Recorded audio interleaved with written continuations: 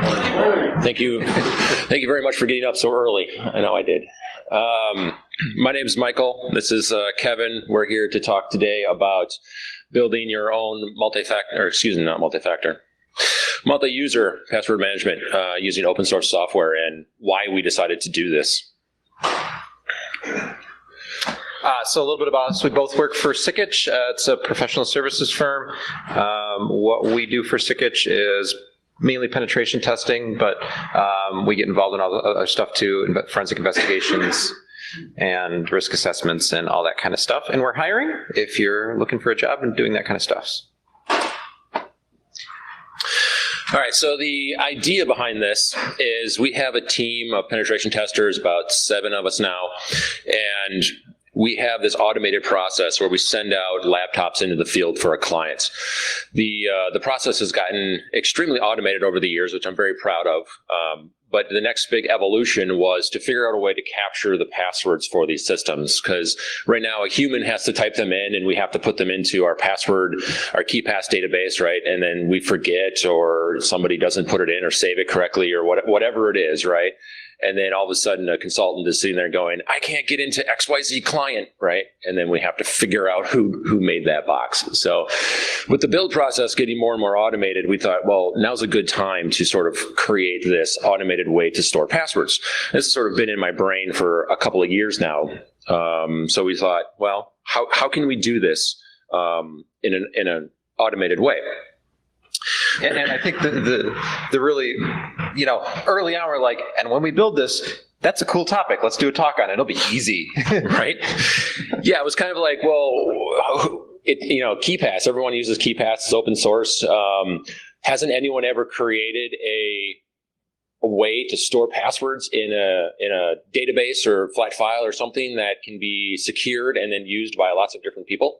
Like, this should be a product already, right? A free product. A free product. Certainly commercial ones out there. Yes. We're, Kevin didn't mention we're also very cheap. So pretty much all this entire process that we've built this from is all open source software. So again, the idea is, how can we do this so that everyone can access it? So we went ahead and thought of creating key pairs, PGP, right? Public-private key pairs.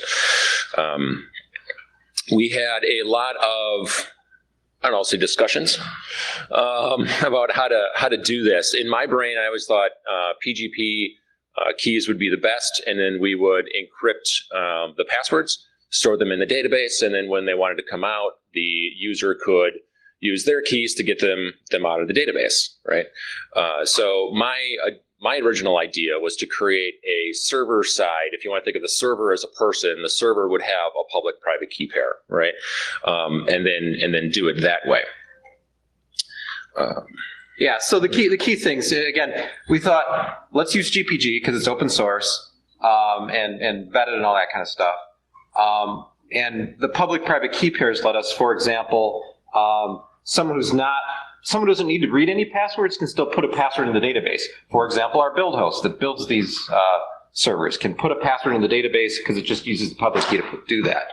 And we get some layer of kind of MFA in that people are using password protection on their own private keys when they go to pull stuff out of the database. So we said, this just seems straightforward, easy. We'll just use GPG and script it up. It'll be done. Awesome.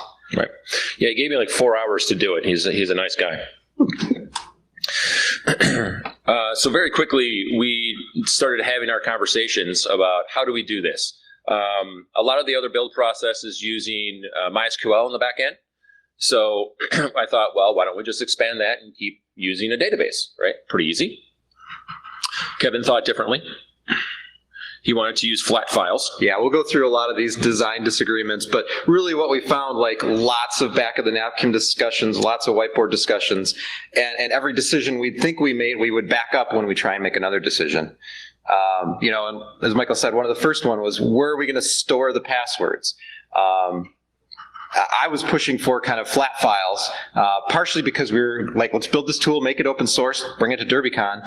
And so, okay, well, flat files, no need for a dedicated server. You can just store the stuff anywhere. And let's just keep all the security off the server. Everything's going to be encrypted there anyway. Just put it on a file server, put it on a cloud storage. Who cares? It's all encrypted. Kevin's nuts. So I went ahead and convinced him to use a database and put all the security on the server because I wanted to. And then the next question was, where do we allow this decryption to happen?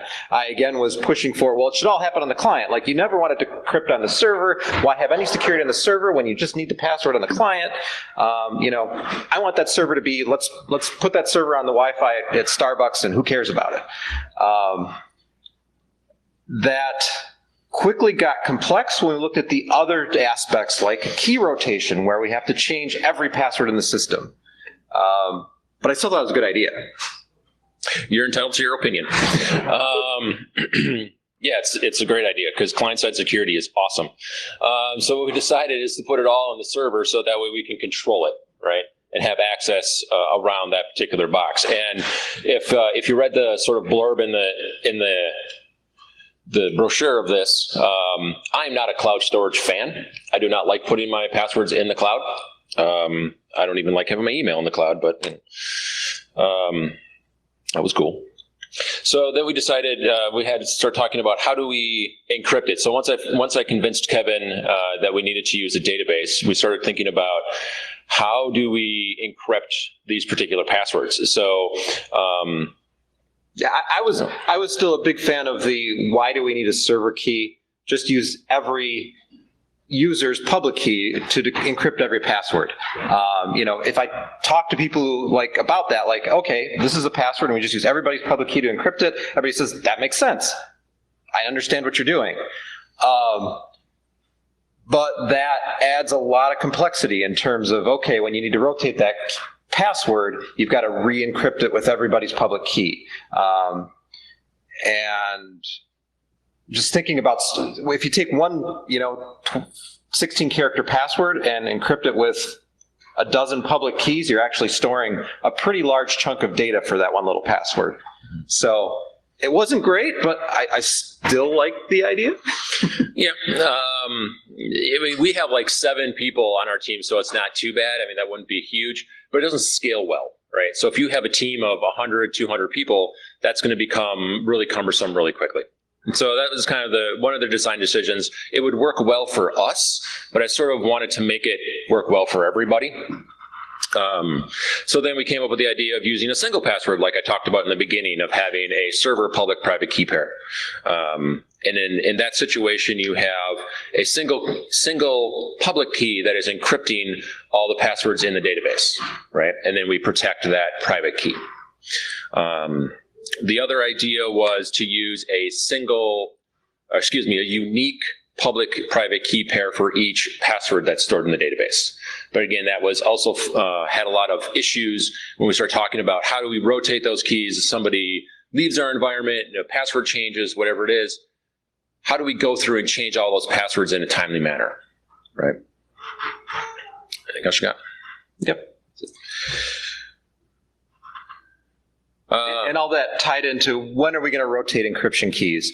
Obviously, if someone leaves our team, doesn't happen often, but we want to rotate the keys in case they'd taken a copy of it or could still get into it. It doesn't happen often. Should we just have that be a manual process? Because we're using GPG and scripts around this, so we could just do it manually, what needs to be done.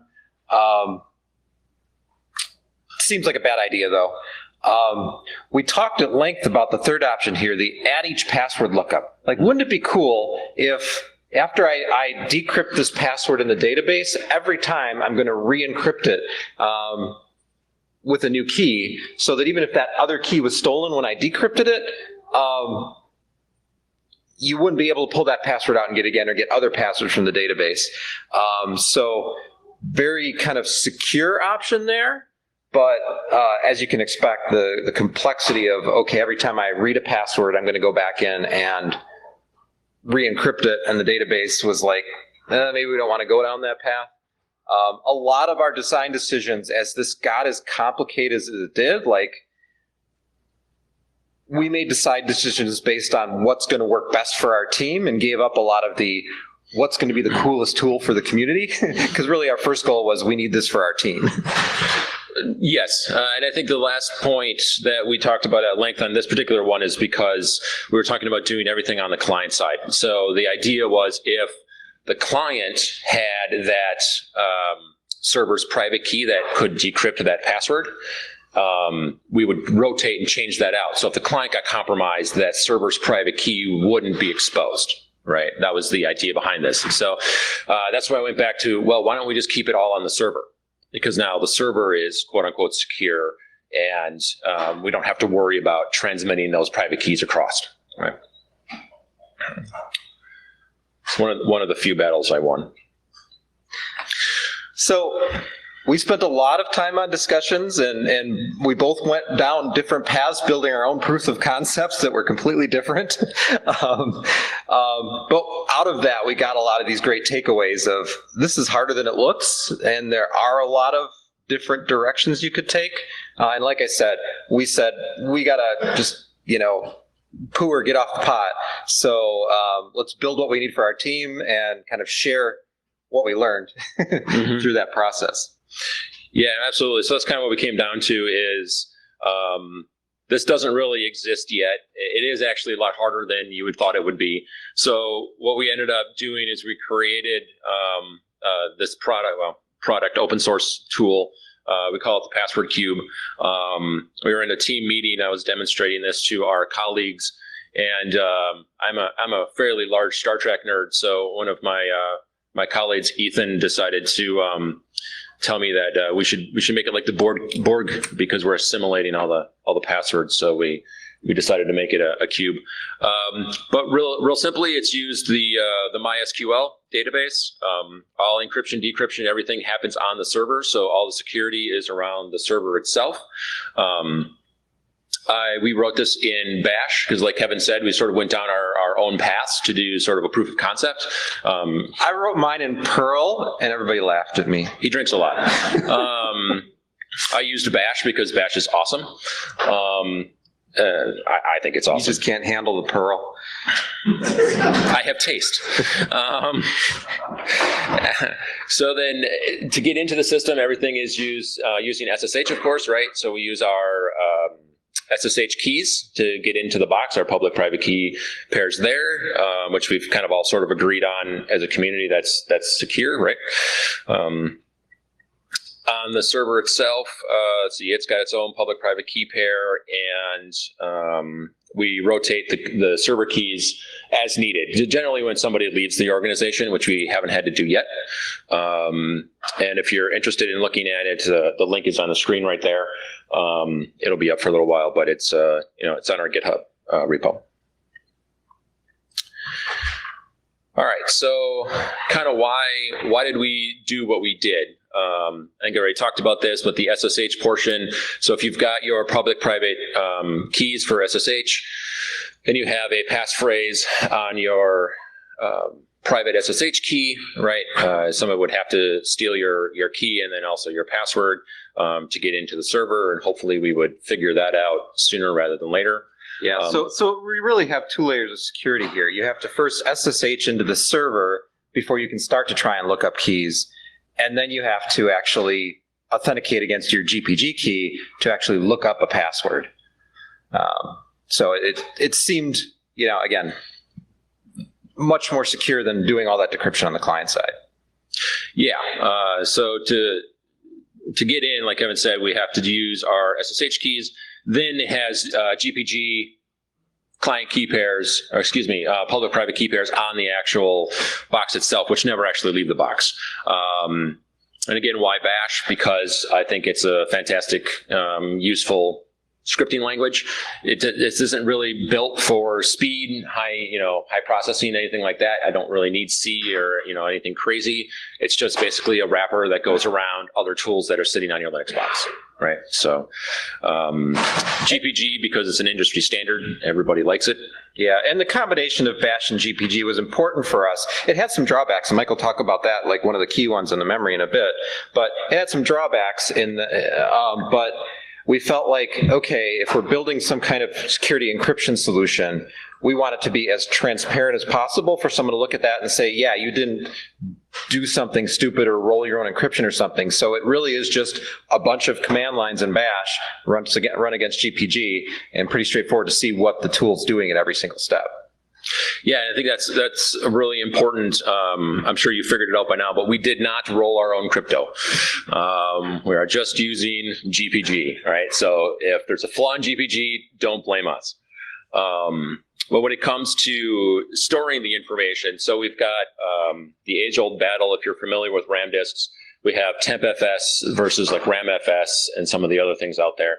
And actually, to step back, so why even use this?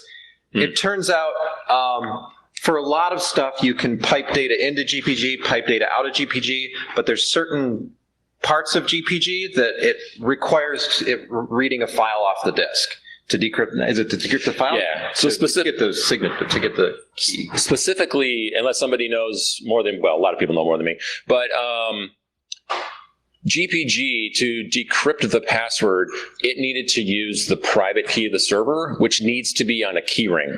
So you can't point it at a key like in memory or pipe it in or anything like that. You have to actually point it at a key ring file. Key ring on the disk. Yeah, so that's why I ended up needing to create some kind of a RAM disk. Because we wanted to write nothing sensitive to the disk as part of this. That was one of the original design goals, which didn't work. But so I had a lengthy discussion with a friend of mine about TempFS versus RAMFS. If anyone knows a lot about these or has ever looked into these. So RAMFS is great. You can lock it into physical memory. You can kind of dictate, that it's going to sit there, and when it gets destroyed and all the other good stuff, and wipe it out, which is fantastic. But the first thing I found is RAMFS is only usable by root. So in order to give all of my users access to the RAMFS, I would need to actually sort of unsecure my system and give them all kinds of chmod and change mod, change ownership and all this other kind of stuff. I didn't want to go that way. When I use TempFS, although it is a little bit more loose in the fact that it can be either in physical memory or in swap, the advantage is I can dictate who has ownership or use of that particular that RAM disk when it's being created. So I can kind of limit my exposure in that way. Right. So I created, if you can look at the code, but basically what we did is we just created a user account, a group that all the user accounts go into, and say this group, has ownership over this particular RAMFS. So at that step in the process, we create a very small TempFS drive, disk drive, write the server's private key to it, use it by GPG, and then wipe it and get rid of that TempFS. Mm-hmm. Yeah, so anything that's actually stored on disk is always encrypted. It only gets decrypted in the TempFS. So I like pictures, so I drew this picture. Basically, this is what we just talked about. We've got the server public-private key pair. We have a public-private key pair for each individual user on the system. What we're doing is we're taking that server's private key and we're encrypting it with every user's public key. And then that particular key is then stored on the file system, right? So it's encrypted in that way. It also then gets removed from the server. So it deletes the key. So it no longer exists unless it's encrypted, right? The public key gets before it gets deleted, it gets exported. It's public, so it can just sit there. That's fine. And then what we do is we put in the password that we want to encrypt. We encrypt that particular password with the server's public key, and then we store that into the database, right? The user comes along, they log into the box using SSH with their passphrase for their SSH key. They look up the the client information in the database. They use their private, their private PGP key, which can decrypt the private server's private PGP. I like to get this messed up. The private PGP key of the server, which then can decrypt the password and then give you the raw output. Right. Also, there's a step that's not illustrated here that in order to store this, if you've ever looked at PGP data, it's kind of like I don't know if it's actually binary, but it's not pretty. So there's actually an extra step in here that I'm base64 encoding it, just so it's a nice text string, so I can store it in the database immediately. And then so it's not, you'll see that it's base64 encoded. That has nothing to do with security. I get it. It's just so that it's a nice, simple text string to work with. And now demo.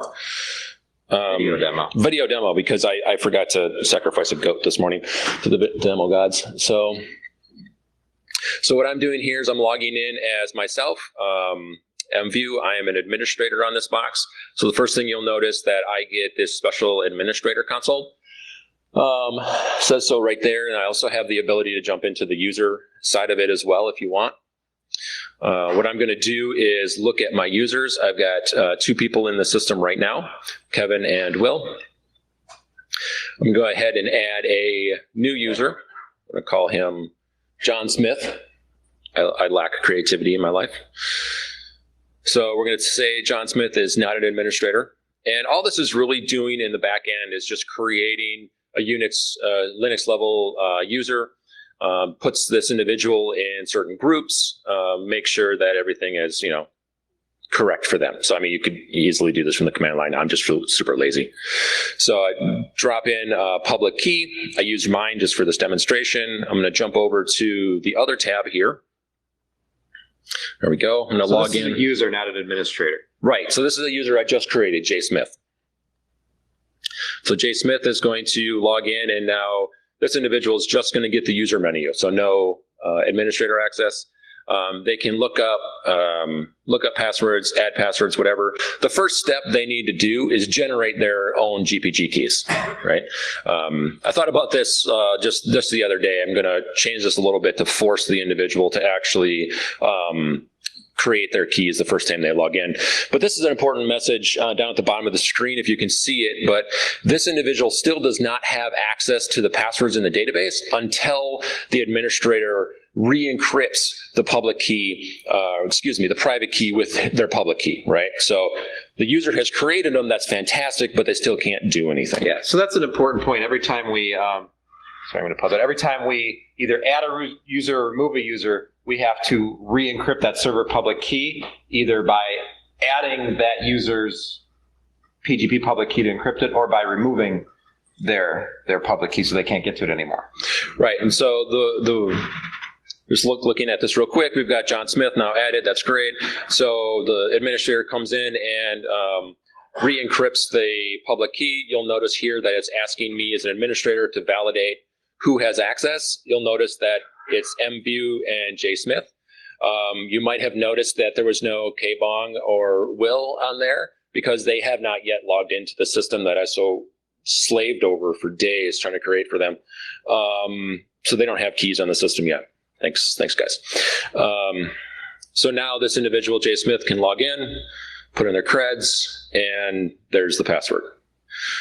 We kind of ran out of time. I think we're pretty much done, but otherwise, if you're interested, you want to talk more about it, I'd be happy to. Source code is out there. If you want to see the database, the back end, that would be great as well. So email us if you have questions. Quick questions? Yeah. Let's say Kevin gets hit by a bus. Yes. Oh. I'm sorry, win the lottery. No, hit by a bus. That's fine. Hit by a bus. How would we retrieve is there any way to retrieve his password if they lost it? No, so that's the beautiful part is they're actually encrypted with the server's keys. So if Kevin gets hit by a bus as a consultant, we would just take him out, we would remove his public key and re-encrypt the server's private key, and Kevin would just be gone and I would just go about my business. So everybody on the system has access to all the passwords in this design. One of the designs that I liked that used no server private key allowed you to individualize who can see what passwords, but we didn't go that way. No. Well, because we trust our team. The point is this is a team-oriented thing, right? I would trust my team. Yeah, I see 25 on the clock here. All right, out of time. So thank you. If you have other questions, thank you very much.